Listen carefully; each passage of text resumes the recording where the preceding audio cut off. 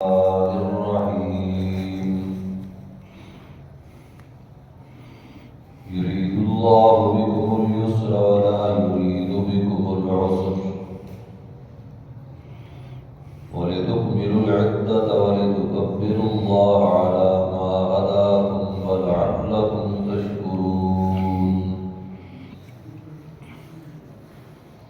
صدق الله ومن أصدق من الله قيلا اللهم صل على سيدنا ومولانا محمد وعلى آل سيدنا ومولانا محمد وبارك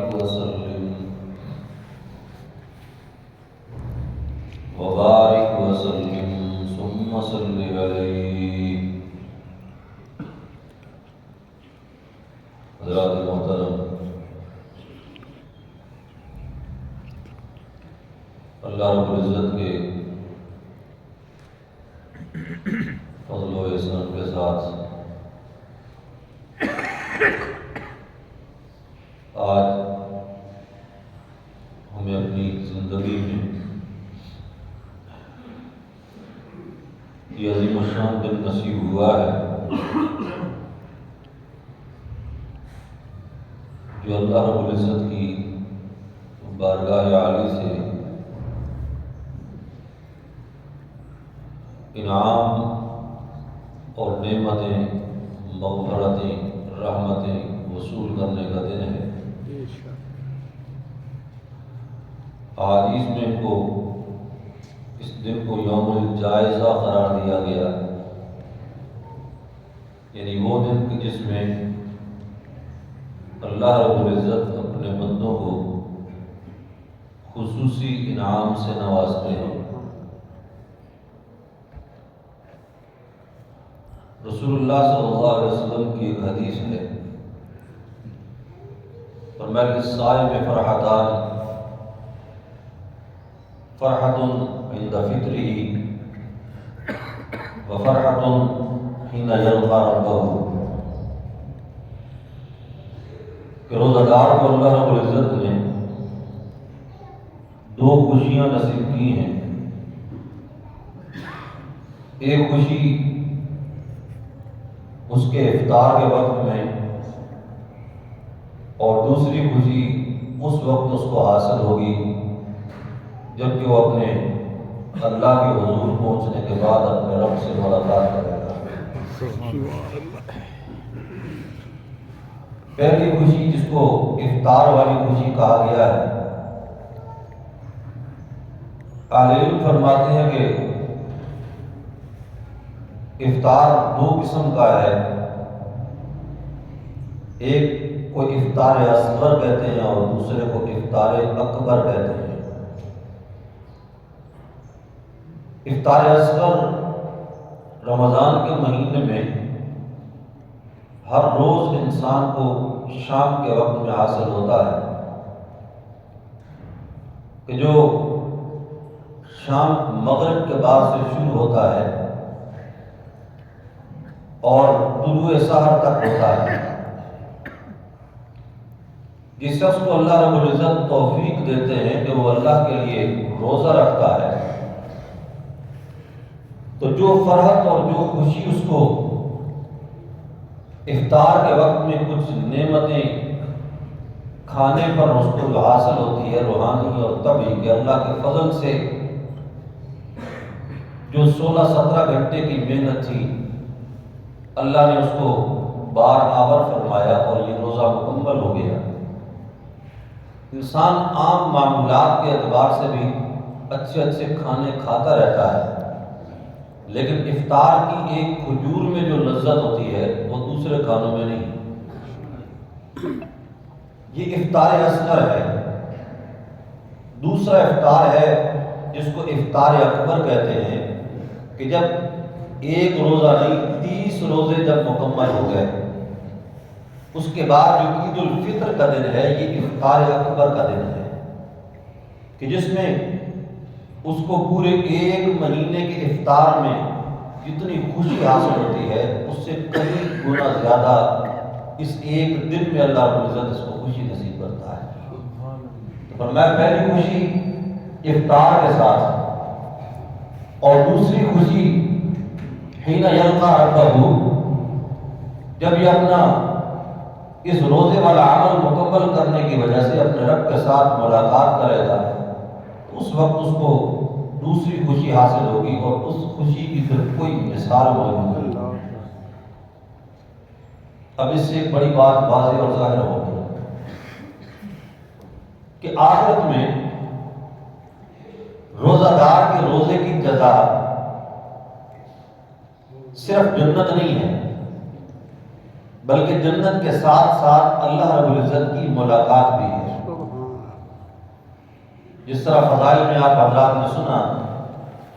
فرمایا الصوم لی وانا اجزی بہ، اور ایک روایت میں ہے انا اجزا بہ، کہ روزہ میرے لیے ہوتا ہے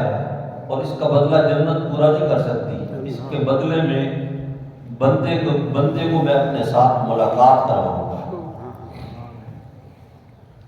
اللہ نے یہ جو دن اہل اسلام کو عطا فرمایا، دو تہوار ہیں اسلام میں، ایک عید الفطر ہے اور دوسرا عید الاضحیٰ ہے۔ ان دو سے الگ کوئی تہوار ہمارے اسلام میں موجود نہیں۔ اس کی میں وجہ آپ کو بیان کرتا ہوں، امید ہے آپ کو بات سمجھ میں بھی آئے گی۔ اسلام میں جو تہوار کا تصور ہے وہ صرف جشن منانا نہیں ہے کہ انسان صرف جشن منائے اور خوشی کے اظہار میں ہر قسم کی حدود قیود کو چھوڑ دے، پس کچھ ڈال دے اور آگے نکل جائے۔ اس قسم کا تہوار اسلام میں موجود نہیں ہے، البتہ اسلام کے علاوہ دیگر مذاہب میں تہوار کا تصور ایسے ہی تھا کہ ان لوگوں نے وہ تہوار یا تو کسی تاریخی واقعہ سے منسوب کیا کہ کوئی نہ کوئی اس کے پس منظر میں واقعہ گزرا ہوا ہے، اس واقعہ کی یاد کے طور پر وہ تہوار مناتے ہیں، اور پھر اس کے ساتھ ساتھ جب وہ تہوار مناتے ہیں تو اس تہوار میں ان کے یہاں یہ تصور ہوتا ہے کہ یہ آج فرحت اور خوشی کا دن ہے، اس میں ہر قسم کی خوشی چاہے وہ حدود و قیود سے باہر ہی کیوں نہ ہو، آج کے دن یہ سب جائز ہو جاتی ہے۔ چنانچہ آپ مشاہدہ کر سکتے ہیں، ہندوؤں کے تہوار ہیں ہولی دیوالی وغیرہ، یا پھر یہودیوں کے تہوار ہیں، مجوسیوں کے تہوار ہیں، نصرانیوں کے تہوار ہیں، یہ تمام تہوار اسی قسم کے ہیں کہ یا تو اس کا تعلق کسی یعنی ایک تاریخی واقعہ سے ان کا تعلق لازماً ہوگا، پھر اس کے ساتھ ساتھ اس کو منانے کا انداز ان کا بڑا خطرناک انداز ہے کہ جس میں وہ ہر قسم کے ناجائز کام کو اس دن جائز سمجھنے لگتے ہیں۔ مثلا نصرانیوں نے، عیسائیوں نے اپنا جو تہوار کرسمس کے نام سے جس کو شروع کیا ہوا ہے، اب انہوں نے یہ فرض کر لیا ہے کہ حضرت عیسیٰ علیہ السلام کی ولادت 25 دسمبر کو ہوئی، حالانکہ تاریخی اعتبار سے اس میں کوئی صداقت نہیں ہے، اس لیے کہ انہیں حضرت عیسیٰ علیہ السلام کی ولادت کی تاریخ معلوم ہی نہیں تھی، اور یہ جو سن عیسوی ہے یہ تو حضرت عیسیٰ علیہ السلام کے ویسے ہی بات شروع ہوا، ان کو ولادت تاریخ کے ساتھ معلوم نہیں تھی، لیکن ان کے مذہبی پیشواؤں اور رہنماؤں نے مل کر بیٹھ کے یہ فیصلہ کیا کہ ہم 25 دسمبر کے دن کو عیسیٰ علیہ السلام کی ولادت کے دن کے طور پہ یاد کریں گے۔ چنانچہ انہوں نے کرسمس منائی، اور اس کرسمس میں ان کے ہاں کسی قسم کی حدود و قیود کی کوئی رعایت نہیں ہے، یعنی ان کے ہاں تہوار خرافات کا نام ہے، مادر پدر آزادی کا نام ہے، آوارہ گردی کا نام ہے، شور و شغل کا نام ہے۔ اسی طرح یہودیوں نے اپنا وہ دن تہوار کے طور پہ مقرر کیا کہ جس دن حضرت موسیٰ علیہ السلام قوم بنی اسرائیل کو لے کر بحر کلثم سے پار ہو گئے تھے اور وادی سینا میں داخل ہو گئے تھے، اس دن کو انہوں نے بطور تہوار میں مقرر کر لیا ایک تاریخی واقعہ کے طور پر، پھر وہ بھی اس کے اندر ہر قسم کی مذہبی پابندیوں سے آزاد ہو جاتے ہیں، لیکن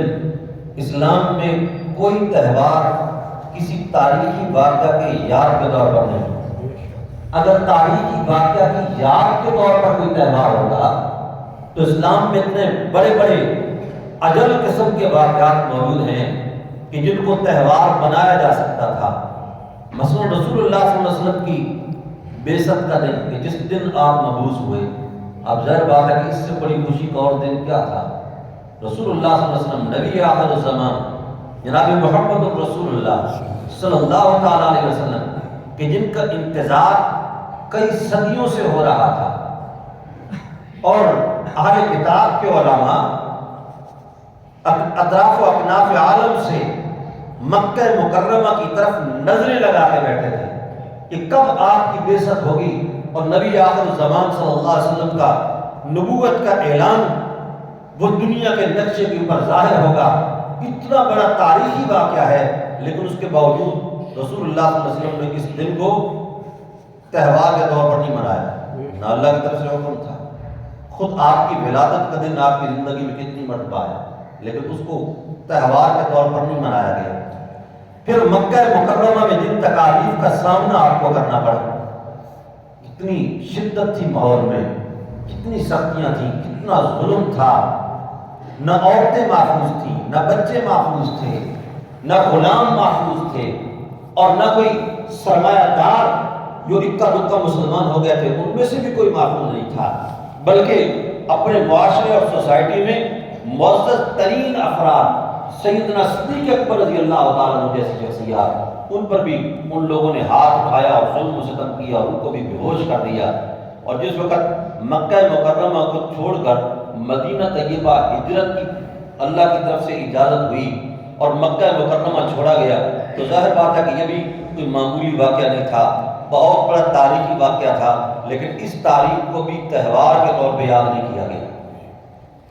پھر مکہ مکرمہ پہنچنے کے بعد، مدینہ طیبہ پہنچنے کے بعد، مکہ سے قریش مکہ جس وقت مسلمانوں کے خلاف لشکر کشی کرتے ہیں، فوجیں لے کر وہاں پہنچتے ہیں، تو اللہ رب العزت نے ایک بہت بڑے لشکر کو چھوٹی سی تعداد کے ذریعے سے شکست دلوائی، اور اس دن کو یوم الفرقان کہا گیا کہ جس دن بدر کا معرکہ اہل اسلام نے جیتا اور اہل کفر کو شکست ہوئی، اور اس فتح اور شکست کی جو کہانی تھی وہ صرف مکہ اور حجاز کے اندر اس کی آوازیں نہیں گونجی، بلکہ عرب و عجم میں اس کی آوازیں گونجتی رہیں۔ اہل فارس بھی اس کا تذکرہ کر رہے تھے، اہل روم بھی اس کا تذکرہ کر رہے تھے، اور اہل افریقہ بھی اس کا ذکر کر رہے تھے۔ ہر طرف یہ آواز گونج رہی تھی کہ یہ 313 نہتے لوگ تھے اور 1000 کے لشکر جرار کو انہوں نے شکست دی، اور اس کو یوم الفرقان بھی کہا گیا، لیکن اس کے باوجود اس دن کو بھی بطور تہوار کا نہیں منایا گیا۔ پھر غزوہ احزاب میں کہ جب مسلمانوں کی تعداد صرف 1400 تھی، غزوہ خندق کے موقع پر 1400 صرف تعداد تھی، یا 1500 جنگجو میں تھے، اور پھر ان کے مقابلے میں لڑنے کے لیے کتنے آئے؟ 10,000 کا لشکر لڑنے کے لیے مدینے میں آئے، مختلف قبائل کے لوگ۔ مسلمانوں نے خندق کھودی، رسول اللہ صلی اللہ علیہ وسلم خندق کے کنارے پہ کھڑے ہوئے ان سے لڑتے رہے، اور بہت خطرناک قسم کا معرکہ تھا۔ اللہ رب العزت نے ہواؤں کا لشکر بھیجا، فرشتوں کو بھیجا، ان کے خیمے اکھاڑ کے پھینک دیے گئے، ان کی دیگوں کو الٹ دیا گیا، اور ان کو خطرناک قسم کی شکست ہوئی۔ اور جب وہ وہاں سے بھاگ کے گئے، اب یہ بھی کوئی معمولی فتح نہیں تھی کہ 1400 کے مقابلے میں 10,000 کے لشکر کو دوڑ لگ گئی، لیکن اس دن کو بھی بطور تہوار کا نہیں منایا گیا۔ اور اسی طرح مختلف حالات و واقعات، خیبر کا فتح ہونا ہے، یہ بھی بہت بڑی فتح ہے۔ پھر فتح مکہ، یہ بدر کے بعد اسلام کی بہت بڑی امتیازی علامت تھی، مکہ کا فتح ہو جانا، لیکن اس دن کو بھی بطور تہوار کا نہیں منایا گیا۔ اصل فلسفہ کیا ہے؟ اسلام اس وقت خوشی کی اجازت دیتا ہے، خوشی کے موقع کو، یعنی ان دونوں مواقع کو جو دو تہوار مقرر کیے گئے، کہ جس خوشی کو کسی عبادت کے نتیجے کے طور پہ حاصل کیا جائے، یعنی کچھ کام کر کے ہو، آباء و اجداد کے کارناموں کی وجہ سے نہیں، کسی تاریخی واقعے کی بنیاد پر نہیں، کچھ محنت ہو، کچھ خود کیا ہو، پھر اس کے نتیجے کے طور پر جو خوشی ہو، اسلام اس خوشی کو حقیقی خوشی قرار دیتا ہے۔ اس لیے عید الفطر کو اللہ رب العزت نے جس تاریخ میں جگہ دی، یکم شوال کو، اس سے پہلے پورا اس کی پشت پر 1 مہینہ رمضان کا ہے کہ جس میں 1 مہینے کی عبادت ہے۔ 1 مہینے کی عبادت کے بعد یہ خوشی دی گئی، اور پھر اس کے بعد اس دن میں خرافات کی اجازت نہیں دی کہ حدود و قیود کو پاس کر لو، آج کے دن تمہارے لیے نمازوں کی چھٹی نہیں، آج کے دن تمہیں اسلام کی تمام پابندیوں سے، قیود سے آزاد کیا جاتا ہے، نہیں، بلکہ اس دن بھی کہا کہ تم نے عبادت کرنی ہے وہ تھوڑی سی۔ رمضان کے باقی ایام میں اضافی عبادت جو تھی وہ 20 تراویح کی شکل میں رات کے وقت روزانہ کی گئی۔ اب فرمایا کہ اتنی زیادہ نہیں، تم اپنی خوشی بے شک کرو، اپنے رشتہ داروں میں، عزیز و اقارب میں ملاقاتیں کرو، ایک دوسرے کا حال پوچھو، ایک دوسرے کو کھانے کھلاؤ، لیکن اس دن میں 1 مرتبہ اللہ سے انعام لینے کے لیے صرف 2 رکعت تم نے پڑھنی ہے، اور اس 2 رکعت پڑھنے پر اللہ رب العزت پورے مجمع کی مغفرت کا اعلان کر دیتا ہے، جتنا مجمع موجود ہوتا ہے۔ اب ایک عبادت کے بعد خوشی۔ اسی طرح عید الاضحیٰ ہے، عید الاضحیٰ کی پشت پر بھی عبادت ہے، کہ اس کی پشت پر کیا ہے؟ حج ہے پورے، کہ جس میں مسلمانوں کی ایک بہت بڑی تعداد حرم میں پہنچتی ہے، پھر حرم سے مینا میں جاتے ہیں، پھر مینا سے عرفات میں وقوف عرفہ کرتے ہیں جو حج کا رکن اعظم ہے۔ پھر وقوف عرفہ کرنے کے بعد جب اتنا بڑا رکن ادا ہو گیا تو بطور شکرانہ کے اللہ رب العزت یوم النحر کو عید کا دن بناتے ہیں، پھر 3 دن ایام النحر کے عید کے دن ہوا کرتے ہیں، وہ وہاں پہ اللہ رب العزت کا شکر ادا کرتے ہیں اس حج کی ادائیگی کے اوپر، اور باقی پوری دنیا میں مسلمان ان کی نقالی کرتے ہیں اور اس عظیم عبادت کی ادائیگی کی بنیاد پر شکر ادا کرتے ہیں اللہ کے۔ اور پھر یہ جو دن ہے عید کا دن، اس کو میں نے عرض کیا کہ یوم الجائزہ قرار دیا، ہمیں کہ یہ خوشی کا دن ہے، اللہ کا شکر کرنے کا دن ہے، پھر شکر پر انعام حاصل کرنے کا دن ہے۔ اس لیے اللہ رب العزت نے قرآن پاک میں یہ فرمایا کہ یرید اللہ بکم اليسر ولا یرید بکم العسر، اللہ تمہارے ساتھ آسانی کا ارادہ کرتا ہے، تنگی کا ارادہ نہیں کرتا۔ احکام ایسے دیے کہ جن پر عمل کرنا تمہارے لیے ممکن تھا، آسان تھا، مشکل نہیں تھا۔ وَلِتُكْمِلُوا الْعِدَّةَ،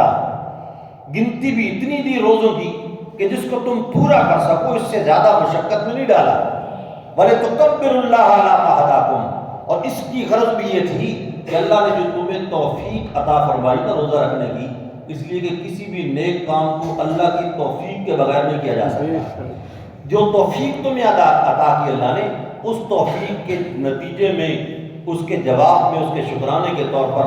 وَلِتُكَبِّرُوا اللَّهَ، اللہ کی کبریائی بیان کرو۔ اور وہ اللہ کی کبریائی کیا ہے؟ اللہ اکبر، اللہ اکبر، لا الہ الا اللہ، اللہ اکبر، اللہ اکبر وللہ الحمد۔ فرمایا کہ اللہ کی کبریائی بیان کرو، اور اس کا حکم کیا ہے کہ جب گھر سے نکلو بہتر یہ ہے کہ راستے تبدیل کرو آنے اور جانے کے۔ آنے اور جانے میں دونوں مواقع کے اوپر عید الفطر میں آہستہ آواز کے ساتھ اور عید الاضحیٰ میں بلند آواز کے ساتھ یہ اللہ کی کبریائی بیان کرتے ہیں۔ اگرچہ یہ فرض یا واجب تو نہیں ہے، لیکن سنت ہے کہ اللہ کی کبریائی بیان کرو تاکہ اللہ کے شکر کا ایک نمونہ ظاہر ہو، اسلام کی شان و شوکت ظاہر ہو۔ اور راستے تبدیل کرنے بھی کوئی علماء نے یہ کہا کہ حکمت یہ ہے کہ جب راستے تبدیل کرو گے کہ جس راستے پر تم چل کے اللہ کی کبریائی بیان کر کے آؤ گے وہ راستہ قیامت کے دن گواہ ہوگا، تاکہ تمہاری گواہ جو ہے ایک کی بجائے 2 گواہ ہو جائیں قیامت کے دن، ایک آنے کا راستہ ہو اور ایک جانے کا راستہ ہو، دونوں راستے کل قیامت کے دن گواہ بن جائیں کہ اللہ کی کبریائی بیان کی تھی۔ اور اس اللہ کی کبریائی کا جب بیان ہوتا ہے تو اس کا احساس صرف انسانوں کو نہیں ہوتا، انسان کے کان میں پڑے تو بھی اسلام کی شان و شوکت ظاہر ہو رہی ہے۔ اس انسان کے ساتھ ساتھ درختوں کو بھی ہوتا ہے، پتھروں کو بھی ہوتا ہے، زمین کو بھی ہوتا ہے، اور جہاں جہاں تک آواز پہنچتی ہے اللہ کی کبریائی کا احساس ہوتا ہے تمام چیزوں کو۔ جس طرح حج کے لیے انسان احرام باندھتا ہے تو تلبیہ پڑھتا ہے، لبیک اللہم لبیک، لبیک لا شریک لک لبیک، ان الحمد والنعمت لک والملک لا شریک لک، جب یہ احرام مان کے یہ الفاظ بولتا ہے، روایات میں آتا ہے کہ جب کوئی الفاظ اس نے اپنی زبان سے کہے اللہ کی وحدانیت کا یہ ترانہ، اس کے قریب قریب جتنی مٹی پڑی ہے، پتھر پڑے ہیں، دیواریں ہیں اور درخت ہیں، پہاڑ ہیں، جس تک آواز پہنچتی ہے سارے اس کے ہم نوا ہو کر اللہ کی اسی توحید کے ترانے کو بیان کرنا شروع کر دیتے ہیں۔ اور پھر اس کے بعد اس سے اگلا پتھر، پہاڑ سے اگلا پہاڑ، اس درخت سے اگلا درخت، حتیٰ کہ ایک ایک حاجی کے اس کلمے کی وجہ سے پوری کائنات کے اندر اللہ کی وحدانیت کا یہ ترانہ گونجنے لگتا ہے۔ تو اسی طرح عیدین کے موقع کے اوپر بھی جب اللہ کی کبریائی بیان ہوتی ہے تو تمام مخلوقات کو اس کا ایک اچھا احساس ہوتا ہے، وَلِتُكَبِّرُوا اللَّهَ عَلَىٰ مَا هَدَاكُمْ وَلَعَلَّكُمْ تَشْكُرُونَ، اور تاکہ تم اللہ کی شکر گزاری کرو کہ جس اللہ نے تمہیں اس کام کی توفیق بخشی۔ اب اس کے بعد ایک بات سمجھیں کہ اس باب میں پڑھنے کی کوئی ضرورت نہیں کہ ہاں جس نے نہیں رکھے بالکل روزے اس کے لیے خطرے کی بات ہے، وہ استغفار کرے اور یہ اللہ سے اس دل میں تہیہ کرے کہ یا اللہ آئندہ میری صحت کی حالت میں کوئی ایسا رمضان نہیں آئے گا کہ جس میں آپ کے میں یہ نافرمانی کروں، تو پھر بخشش کی امید ہے۔ جس نے اللہ کو رمضان میں راضی نہیں کیا وہ کم از کم عید والے دن اس چیز کی فکر کرے، پچھلے پہ توبہ کرے، آئندہ کے لیے عزم کرے، اور جس نے کیا ہے وہ اس فہم میں مبتلا نہ ہو کہ میرا عمل کیا ہے، نہ میرا روزہ کسی کام کا، نہ میری تراویح کسی کا۔ اس کا مطلب یہ کہ آپ کا بھروسہ اپنے عمل پہ ہے، اپنے رب پہ آپ کا بھروسہ نہیں ہے۔ جنید بغدادی رحمۃ اللہ علیہ فرماتے ہیں کہ صرف انسان عمل کرے ہی نہیں اور امید لگا کے بیٹھے تو یہ بھی دھوکہ ہے۔ عمل کے بغیر امید لگانا دھوکہ ہے۔ آدمی یہ کہتا ہے کہ اللہ بڑا غفور رحیم ہے، عمل کے بغیر امید لگانا یہ دھوکہ ہے اپنے نفس کو، اور عمل کرنے کے بعد عمل پہ بھروسہ کرنا بھی دھوکہ ہے کہ کوئی نیک کام انسان کرے اور اس کے بعد یہ کہتے ہیں دیکھو جی یہ میرا نیک کام جو ہے نا یہ بڑی اچھی اور بہترین انداز میں مجھ سے ہو گیا، لہٰذا اللہ کے ذمہ قبول کرنا ہے اس کا۔ اللہ کے ذمہ کوئی چیز واجب نہیں ہوتی، یا اگر میں عمل میں کوئی کمی رہ گئی اور اس کی بنیاد پر یہ کہا کہ اللہ اس کو قبول نہیں کر سکتا، یہ بات بھی نہیں۔ عمل کرنے کے بعد جس طرح ٹوٹا پھوٹا ہو گیا اس کو اللہ کے دربار میں پیش کرے کہ مولا میری بساط میں اتنا ہی تھا، میری ہمت اتنی تھی، اب اس کو قبول کرنا تیرا کام ہے۔ تو اس عید کا یہ بڑا فائدہ یہ ہوتا ہے کہ جس وقت مسلمانوں کا اجتماع ہوتا ہے اپنے اپنے روزے لے کر، اپنی نمازیں لے کر، اپنی تراویح لے کر، اپنی تلاوتیں لے کر، ہر قسم کی کیفیت کے لوگ ایک جگہ پہ جمع ہو جاتے ہیں، ان میں سے ایک کا بھی اگر اعلیٰ درجے کا ہو اللہ رب العزت سب کے ساتھ اسی کے برابر معاملہ کرتا ہے اور سب کے عمل کو اللہ قبول کرتا ہے۔ وَلِتُكَبِّرُوا اللَّهَ عَلَىٰ مَا هَدَاكُمْ وَلَعَلَّكُمْ تَشْكُرُونَ، اس لیے کہ توفیق اللہ نے بخشی ہے نا، جب اللہ توفیق بخشے تو وہ قبول کرنے کے لیے بخشتا ہے، رد کرنے کے لیے نہیں بخشتا۔ اللہ رب العزت صحیح طور پر قرآن و سنت کو سمجھنے کی، عمل کرنے کی توفیق نصیب فرمائے۔ وما علینا الا البلاغ۔